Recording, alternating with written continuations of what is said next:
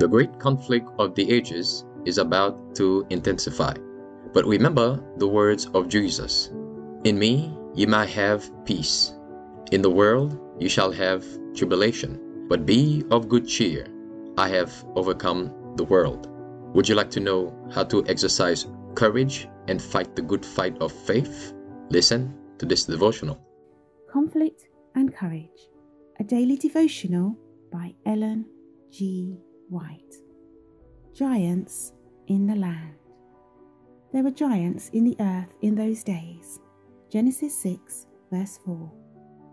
The first people upon the earth received their instructions from that infinite God who created the world. Those who received their knowledge direct from infinite wisdom were not deficient in knowledge. There were many inventions and improvements and labor-saving machines now that the ancients did not have.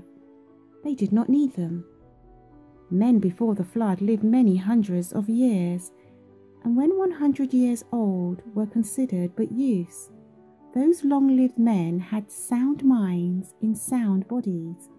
They came upon the stage of action from the ages of 60 to 100 years, about the time those who now live the longest have acted their part in their little short lifetime and have passed off the stage. There were many giants, men of great stature and strength, renowned for wisdom, skillful in devising the most cunning and wonderful works. But their guilt in giving loose rein to iniquity was in proportion to their skill and mental ability. God bestowed upon these antediluvians many and rich gifts, but they used his bounties to glorify themselves and turned them into a curse by fixing their affections upon the gifts instead of the giver.